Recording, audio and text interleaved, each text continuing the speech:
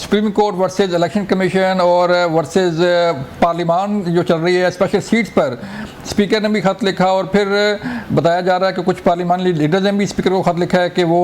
अपने जो election तरीमी act है उस पर अमल दरामद के लिए जो है इलेक्शन कमीशन से रब्ता करे। इलेक्शन कमीशन ने अभी तक सिर्फ फैसला नहीं किया, तो आप का क्या ख्याल है कि ये मामला हल हो जाएगा, इलेक्शन कमीशन करेगा या फिर वही सुप्रीम कोर्ट के फैसले पर ही अमल करना पड़ेगा? मुझे तो डर यह है कि ये मामला भी शायद आने वाली फेडरल कॉन्स्टिट्यूशनल कोर्ट ही तय करेगी। अच्छा। हाँ, क्योंकि ये मामला इतना सिंपल नहीं है, लेकिन मेरी जो थोड़ी सी फहम है वो ये है कि जब कोई कानून पास हो जाए पार्लियामेंट की तरफ से और उस कानून को खिलाफ आइन भी करार न दिया गया हो, तो फिर कानून का दर्जा सुपीरियर होता है, क्योंकि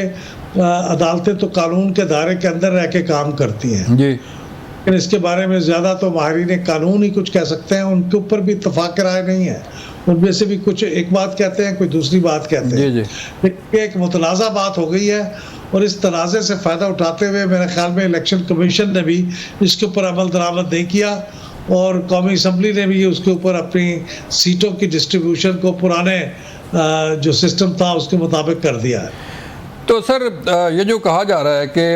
बड़ा कि 25 अक्टूबर को बड़ा कोर्ट किया जा रहा है कि शायद 25 अक्टूबर के बाद जो है वो इलेक्शन ऑडिट हो सकता है, इसलिए जो है वो हुकूमत के भी वज़रा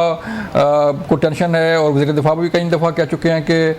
25 के बाद जो है वो शायद ऑडिट जो है वो इलेक्शन कलअदम करार दे दी जाए। तो कोई आइन में गुंजाइश है या कोई कानून कहता है कि एक जो इलेक्शन हो एक साल बाद या कुछ महीने बाद जो है वो उसे कलअदम करार दे दी जाए, ये ऑडिट हो सकता है? देखिए, जो हमारी कोर्ट्स ने बारहा ऐसे फैसले दिए हैं जिनका आइन और कानून से बज़ाहिर तो कोई ताल्लुक़ नहीं होता जी, लेकिन वो ऐसे फैसले दे देती हैं जो कि हमारी तारीख को बहुत डिसरप्ट कर देती हैं। आप अपने बाद में उसको तस्हीह भी करती रहती हैं। मसलन जुल्फ़िकार अली भुट्टो शहीद का जो केस है उसको अभी हाल ही में आपके सामने है कि सुप्रीम कोर्ट ने उसको कहा है कि वो गलत उसकी प्रोसीडिंग्स हुई थी, वो ठीक नहीं था, वो सज़ा भी ठीक नहीं थी। अभी 63A के मामले में जो डिफेक्शन की का आर्टिकल है कॉन्स्टिट्यूशन के अंदर, उसकी जो ताबीर सुप्रीम कोर्ट ने की थी उसके ऊपर तकरीबन इत्तफाक राय है कि वो बहुत ही गलत ताबीर थी और फिर उसको सुप्रीम कोर्ट ने अभी रिव्यू पिटीशन में उसको रिवर्स किया है। इस तरह और भी बहुत से फैसले हैं जो कोर्ट्स ने,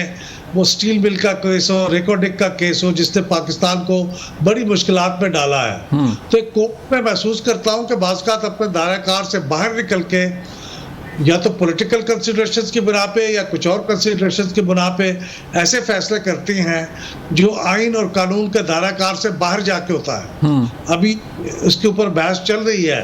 बहुत से ऐसे फैसलों के ऊपर।